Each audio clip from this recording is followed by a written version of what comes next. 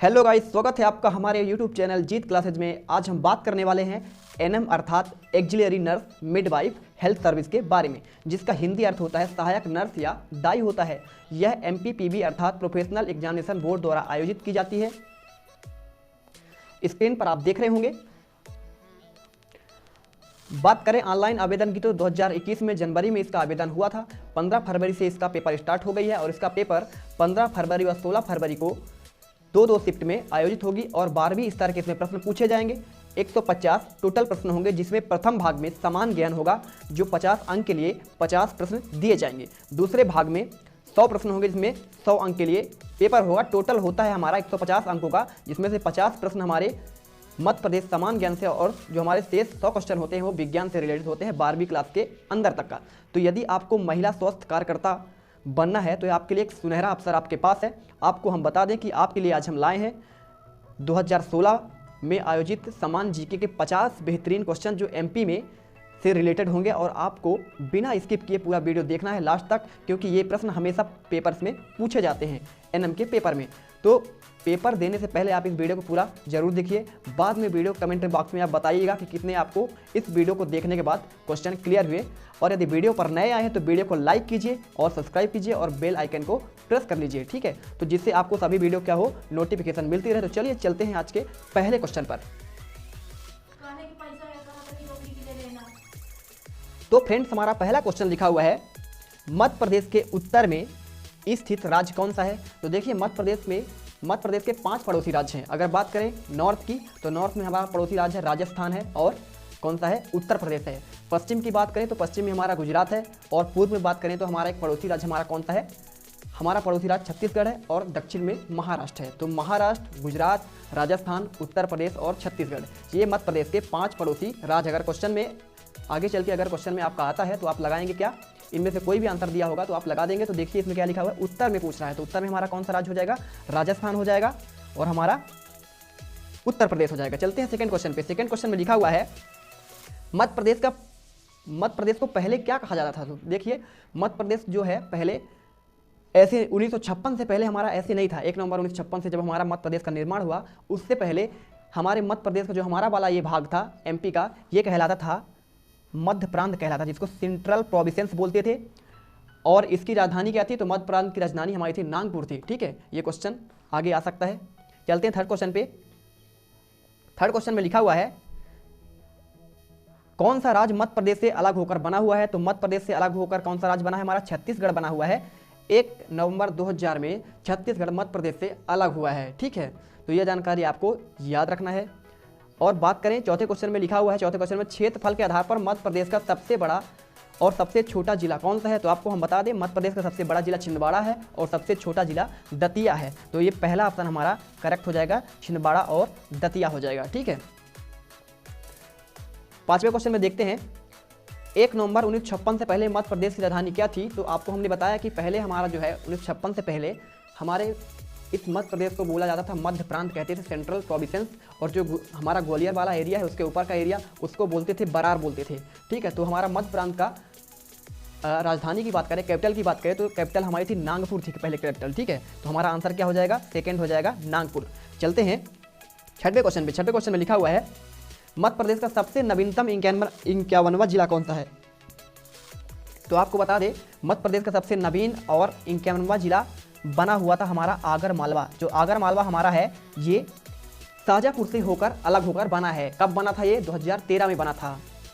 इसके बाद चलते हैं हम लोग 7वें क्वेश्चन में। 7वें क्वेश्चन में लिखा हुआ है सांची का प्रसिद्ध सांची स्तूप कहाँ स्थित है। तो आपको बता दें अगर क्वेश्चन में बिरसा होता है तो आप बिरसा टिक करेंगे और यदि बिरसा नहीं है तो आप रायसेन में लगाएंगे, क्योंकि रायसेन और बिरसा क्या है ये सीमा एक दूसरे को टच करते हैं। जो सांची हमारा स्थान है दोनों की सीमा बनाती है, बिरसा और रायसेन की संयुक्त सीमा होती है। तो बिरसा नहीं है इसमें ऑप्शन में, इसलिए हमारा राइट आंसर क्या हो जाएगा, रायसेन हो जाएगा।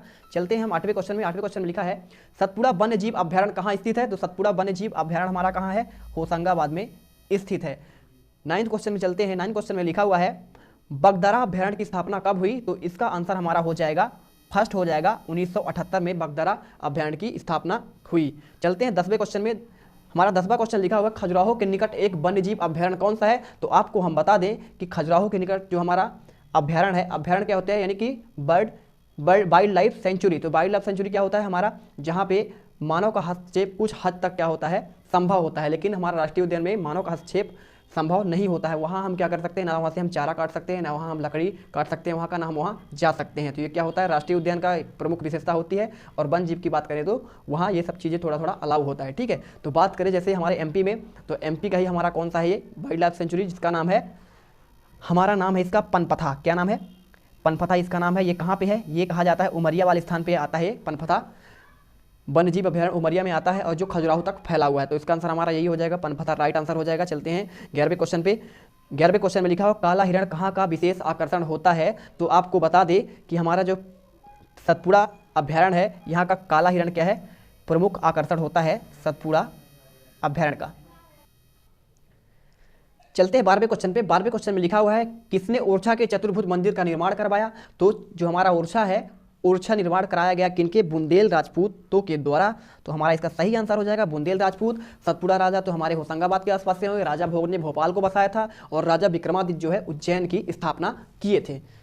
चलते हैं 13वें क्वेश्चन पे। 13वें क्वेश्चन में लिखा हुआ है सतपुड़ा में पाए जाने वाला इंडियन बाइसन को इस नाम से जाना जाता है। देखो बाइसन यानी क्या होता है, सांड होता है। तो बाइसन हमारा जो हुआ, तो इसका हमारा सही आंसर हो जाएगा सेकंड, बिल्कुल नहीं होगा बैल, पहला हो जाएगा गौर। क्या बोलते हैं, इंडियन बाइसन को जो हमारा सतपुड़ा में पाया जाता है उसको गौर कहा जाता है। चलते हैं 14वें क्वेश्चन पे। लिखा हुआ है 1983 में जिस राष्ट्रीय पार्क को बाघ आरक्षित क्षेत्र घोषित किया गया वह राष्ट्रीय पार्क कौन सा है। तो आपको इसका सही आंसर हम बता देते हैं कि इसका राइट आंसर हो जाएगा हमारा पहला वाला हो जाएगा पेंच राष्ट्रीय उद्यान। इसकी स्थापना कब हुई थी, 1983 में से राष्ट्रीय पार्क बना हुआ था और इसे बाघ आरक्षित क्षेत्र घोषित कर दिया गया, जहां बाघ को क्या किया जाता है, संरक्षित किया जाता है। वर्तमान में जो है कान्हा किसली में भी हमारा क्या है, बाघ आरक्षित क्षेत्र घोषित किया गया है। इसके अलावा हमारा आपने सुना होगा बांधवगढ़, यहाँ भी हमारा क्या है, बाघ आरक्षित क्षेत्र घोषित किया गया है। चलते हैं 15वें क्वेश्चन में। 15वें क्वेश्चन में लिखा हुआ है नर्मदा के समानांतर बहने वाली नदी कौन सी है।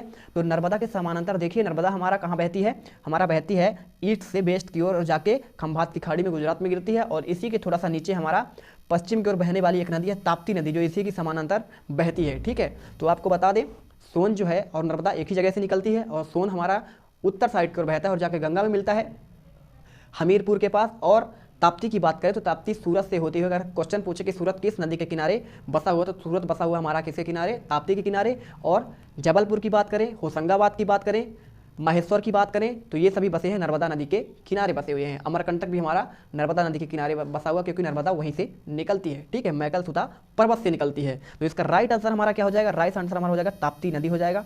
चलते हैं 16वें क्वेश्चन पे। 16वें क्वेश्चन में लिखा हुआ है यमुना से न जुड़ने वाला नदी कौन सी है। तो चंबल हमारी यमुना में मिलती है। यमुना हमारी भारत के यमुनोत्री से निकलती है और दिल्ली हमारा यमुना नदी के तट पर बसा हुआ है। इसके अलावा मथुरा भी हमारा यमुना नदी के तट पर बसा हुआ है। चंबल की बात करें तो चंबल नदी के किनारे हमारा कौन कौन से शहर आते हैं। तो हमारे ऊपर के जितने भी शहर आते हैं नीमच साइड के, तो हमारी ये उत्तर में बहने वाली नदी है। बेतवा भी हमारी उत्तर में बहती है। सिंध की बात करें, सिंध भी हमारी उत्तर में बहती है। लेकिन हमारा जो सोन नदी है दोस्तों, तो सोन नदी हमारा जाके, सोन नदी गंगा से जाके मिलती है हमीरपुर नामक स्थान पे। तो इसका राइट आंसर हो जाएगा, क्योंकि क्वेश्चन में पूछा गया है कौन सा यमुना से नहीं जुड़ती है, तो हमारा सोन नदी नहीं जुड़ती है, ठीक है। बाकी सभी नदी क्या होते हैं, गंगा के सहायक नदी कहलाते हैं, जाके उसमें मिल जाती हैं।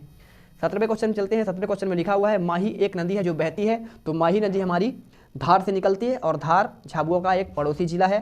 तो ये कहाँ से बहती है, पूर्व से पश्चिम की ओर। इसका राइट आंसर हो जाएगा पहला, पूर्व से पश्चिम की ओर, और ये भी जाके नर्मदा में जाके मिल जाती है, ठीक है। 18वें क्वेश्चन में चलते हैं। 18वें क्वेश्चन में लिखा हुआ है बैन गंगा एक नदी है जो बहती है। तो बैन गंगा और वर्धा हमारी दक्षिण की ओर बहने वाली नदियां हैं। तो राइट आंसर इसका हो जाएगा सेकंड हो जाएगा, दक्षिण की ओर।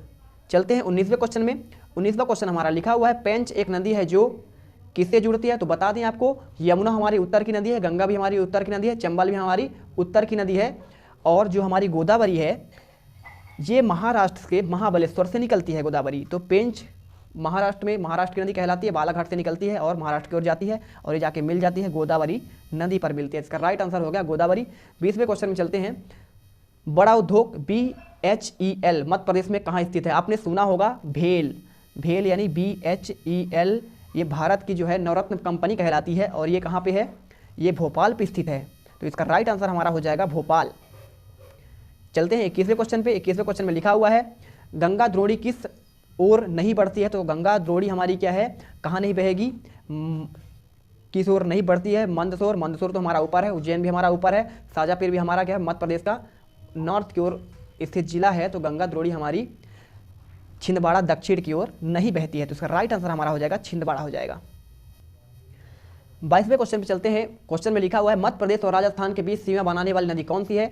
तो मध्य प्रदेश और राजस्थान के बीच सीमा बनाती है उस नदी का नाम हमारा है चंबल नदी, जो मध्य प्रदेश और राजस्थान की सीमा बनाती है। आप क्या है, एक बार एटलस लेके आपको अच्छे से देख लेना है, जिससे क्योंकि इससे बहुत सारे क्वेश्चन आपसे बनने वाले हैं, नदियों से बनने वाले हैं, और इसके अलावा पर्यटन स्थल, किनारे बसे शहर, या फिर हमारे क्या बांधों से संबंधित क्वेश्चन बहुत सारे इसमें बनेंगे। तो आपको ये सारे क्वेश्चन पढ़ लेना है। लास्ट में आपको क्या है, एक लिंक दे दूंगा जहाँ से आप क्या है सारे वीडियो देख सकते हैं जो भी इससे संबंधित होंगे, एनएम से संबंधित। चलते हैं हम अगले क्वेश्चन, 23वें क्वेश्चन में। इसमें लिखा हुआ है अखाजरी योजना नदी द्रोणी में है। तो अखाजरी हमारी जो योजना है ना, ये गंगा नदी पर स्थित है, ठीक है, गंगा नदी पर ये हमारी योजना बनी हुई है। 24वें क्वेश्चन चलते हैं। बाघ सिंचाई योजना किस जिला को लाभान्वित पहुंचाती है? तो बाघ जिला जो हमारा है बालाघाट को लाभान्वित पहुंचाता है, तो इसका सेकंड आंसर हो जाएगा बालाघाट। चलते हैं 25वें क्वेश्चन में। 25वें क्वेश्चन में लिखा हुआ है जिला में आवदा बांध स्थित है। तो किस जिले में आवदा बांध स्थित है? तो इसका राइट आंसर हमारा हो जाएगा मुरैना हो जाएगा, मुरैना में आवदा बांध स्थित है।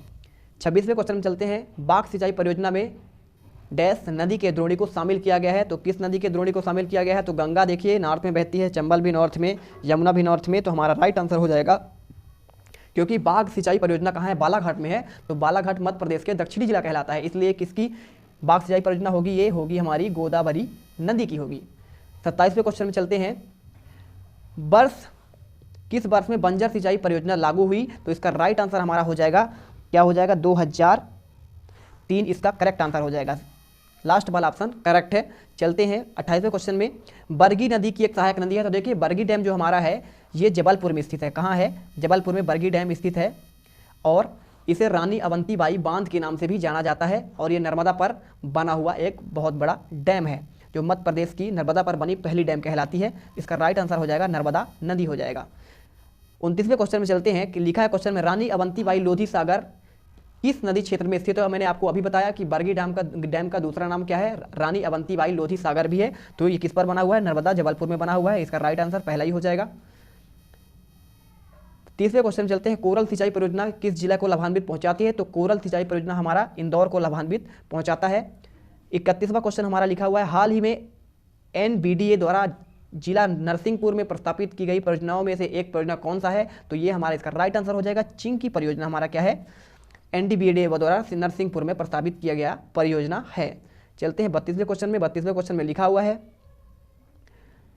अमरकंटक किस जिले में स्थित है? तो आपको बता दें अमरकंटक जो है जहाँ से नर्मदा और सोन निकलती है वो जिला हमारा है अनूपपुर। तो इसका राइट हो जाएगा पहला अनूपपुर डिस्ट्रिक्ट हो जाएगा। 33 पे चलते हैं। इसमें लिखा हुआ है भोपाल में स्थित विमानपत्तनम का नाम क्या है? तो भोपाल में हमारा जो विमानपत्तनम स्थित है उसका नाम है राजा भोज विमानपत्तनम। और बात करें इसके अलावा इंदिरा गांधी की, तो वो इंदौर में स्थित है। और लास्ट में जो ऑप्शन दिया गया है डुमना विमानपत्तन, तो ये जबलपुर में स्थित है। लास्ट वाला हमारा है जबलपुर में स्थित है, जबलपुर। आप इसका क्या है स्क्रीनशॉट कर लीजिए, ये क्वेश्चन में आते हैं। सेकेंड ऑप्शन में जो दिया गया है राजा सिंडिया के बारे में बात किया, तो राजा सिंडिया हमारे क्या है? ये ग्वालियर में स्थित है, ठीक है। क्वेश्चन नंबर 34 पर चलते हैं। ओरछा एक शाही कस्बा है जो किस नदी किनारे बसा हुआ है? तो आपको बता दें ओरछा हमारा जो है बेतवा नदी के किनारे है, जो बुंदेल राजपूत राजाओं का स्थल रहा है। खजुराहो बहुत फेमस हमारा क्या है? पर्यटन स्थल है। चलते हैं 35वें क्वेश्चन पे। 35वें क्वेश्चन में लिखा हुआ है अंतर्राष्ट्रीय क्रिकेट स्टेडियम है। तो अंतर्राष्ट्रीय क्रिकेट स्टेडियम कहाँ है? एक तो हमारा इंदौर में है, ऊषा राजे सिंधिया स्टेडियम कहते हैं, और एक वहीं पे एक और है जवाहरलाल नेहरू स्टेडियम। इसके अलावा ग्वालियर में हमारा है ध्यानचंद स्टेडियम। तो राइट आंसर हमारा हो जाएगा ग्वालियर और इंदौर। राइट आंसर ग्वालियर और इंदौर सेकंड हो जाएगा हमारा। चलते हैं 36वें क्वेश्चन पे। इस पे लिखा हुआ है तीर्थराज नाम दिया गया है। तो तीर्थराज बता दें आपको कि अमरकंटक को तीर्थराज से संबोधित किया जाता है, क्योंकि यहाँ पवित्र नदी हमारी गंगा के समान ही नर्मदा बहती है। मध्य प्रदेश की गंगा नर्मदा को कहा जाता है। 37वें क्वेश्चन में देखिए गुजरी महल और ग्वालियर महल ग्वालियर में किसने बनवाए थे? तो आपको बता दें ग्वालियर में जितने भी हमारा महल बना हुआ है, गुजरी महल हो या फिर ग्वालियर महल, ये बनवाए थे, इनके द्वारा बनवाया गया था। उनका नाम था मान सिंह तोमर। 38वें क्वेश्चन में लिखा हुआ है खजुराहो किन शासकों की राजधानी थी? तो आपको बता दें ये चंदेल शासकों की राजधानी रही है।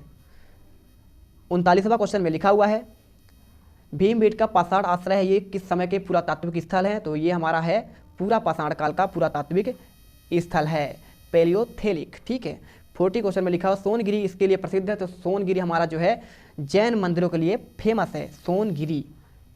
इसके अलावा 41 में देखिए उज्जैन के प्रसिद्ध किसका उदाहरण है, तो हमारा जो उज्जैन का जो मंदिर बना हुआ है गंधार कला होती है, साउथ की कला होती है, लेकिन जो हमारा होता है लास्ट में लिखा हुआ द बुंदेल आर्ट, यही इसका करेक्ट आंसर है। जो हमारा बना हुआ है उज्जैन में मंदिर बने हुए हैं वो क्या है, बुंदेल आर्ट से बने हुए हैं। 42वें क्वेश्चन में चलते हैं, मध्य प्रदेश में जन्मे भारत के प्रधानमंत्री कौन है, तो अटल बिहारी वाजपेयी इसका सही आंसर है। अटल बिहारी वाजपेयी का जन्म ग्वालियर में हुआ था। ठीक है, 43 में देखिए, 43 में लिखा खंडवा में जन्मे प्रसिद्ध पुरुष जो हिंदी पार्श्व गायक, गीतकार, संगीतकार, अभिनेता और बीड़ा वादक थे, उनका नाम है किशोर कुमार। किशोर कुमार खंडवा में जन्म लेने वाले हमारे क्या हैं, गायक भी हैं और अभिनेता भी हैं। आपने इनके बहुत सारे गाने सुने होंगे और इनकी फिल्में भी देखी होगी। चलते हैं 44 पे। 44 में लिखा हुआ है जबलपुर में जन्मी राज्यसभा सदस्य व बॉलीवुड अभिनेत्री कौन है, तो हमारा राइट आंसर इसका हो जाएगा। बात करें हेमा मालिनी की, तो हेमा मालिनी हमारी पंजाब से रिलेटेड करती हैं और जया बच्चन जो हमारी हैं ये रिलेट करती हैं मध्य प्रदेश के जबलपुर से। इनका जन्म स्थान कहाँ है, जबलपुर में है, और ये अमिताभ बच्चन जो है सदी के महानायक कहलाते हैं, इनकी धर्मपत्नी है। ठीक है, और ये राज्यसभा सांसद भी हैं। 45 में चलते हैं। 45 में क्वेश्चन में लिखा हुआ है किसने ताजुल मस्जिद का निर्माण करवाया, तो आपको हम बता दें बहादुर शाह जफर ने ताजुल मस्जिद का क्या करवाया, निर्माण करवाया। 46 पे चलते हैं, लास्ट 4 क्वेश्चन और बचे हुए हैं। अमर कवि कालिदास किस कस्बे से संबंधित थे, तो कविदास जो है हमारे उज्जैन के राजा सम्राट विक्रमादित्य के दरबारी कवि थे, और ये कहाँ संबंधित थे, उज्जैन से संबंधित थे। आपने कालिदास के बहुत सारे नाटक सुने होंगे, अभिज्ञान शाकुंतलम, मालविक अग्निमित्रम, इनके कुछ खंड काव्य भी है जैसे हैं ऋतु संहारम। ठीक है, इतने सारे क्या हैं इनके महाकाव्य हैं, आप इनको पढ़ लीजिएगा। 47 में लिखा हुआ है राजा भोज राजवंश के हिस्सा थे, तो राजा भोज कहाँ के हिस्सा थे, तो हमारे ये थे परमार वंश के, राजवंश के हिस्सा थे, परमार वंश के कहलाते हैं। ठीक है, राजा भोज की बात हो रही है। 48 पे देखते हैं क्या लिखा, भीमबेटका गुफाएं और आश्रय साइट रहे हैं, तो भीमबेटका जो हमारा है 1996 में ये इसे विश्व धरोहर यूनेस्को की वर्ल्ड हेरिटेज साइट में शामिल कर दिया गया है, यूनेस्को की विश्व धरोहर में। इसका राइट आंसर हो जाएगा, सेकंड हो जाएगा, यूनेस्को की विश्व धरोहर, ना कि यूनिसेफ। यूनिसेफ तो बच्चों वाला होता है, चिल्ड्रन वाला होता है। और चलते हैं 49 पर, लास्ट 49 हमारा, इस पे 50 एक और क्वेश्चन बचा हुआ है। इतिहास के अनुसार किसने ग्वालियर की स्थापना की थी, तो आपको बता दें ग्वालियर की स्थापना सूरज सेन ने किया था, इसे आप अच्छे से याद कर लीजिए। उज्जैन की बात करें तो हमारा किसने किया था, विक्रमादित्य ने किया था। आपको इस आंसर को भी याद करके चलना है क्योंकि आगे ये क्वेश्चन पूछ सकते हैं। लास्ट क्वेश्चन हमारा दिया हुआ है, छत्तीसगढ़ के भारतीय राष्ट्रीय कांग्रेस के राजनीतिज्ञ जिन्होंने लगातार 5 बार वैधानिक चुनाव जीता, यानी क्या हुआ, वो विधायक बने, जिन्हें 2013 के नक्सली हमले में नक्सलियों द्वारा अपहरण कर मार दिया गया, वो कौन थे, तो इसका राइट आंसर हमारा हो जाएगा लास्ट वाला, नंद कुमार पटेल थे। ठीक है, तो ये हमारे जीके के टॉप 50 क्वेश्चन कंप्लीट हो गए हैं। अगले पार्ट में हम आपको साइंस के भी जो हमारे 50 क्वेश्चन होगा उसको कवर करेंगे, जिसमें जीव विज्ञान होगा और रसायन विज्ञान होगा और हमारा भौतिक शास्त्र का भी क्वेश्चन होगा 12th के अंतर्गत। तो वीडियो को अगर आपको अच्छा लगा हो तो वीडियो को लाइक कीजिए, सब्सक्राइब कीजिए। जय हिंद, जय भारत, वंदे मातरम।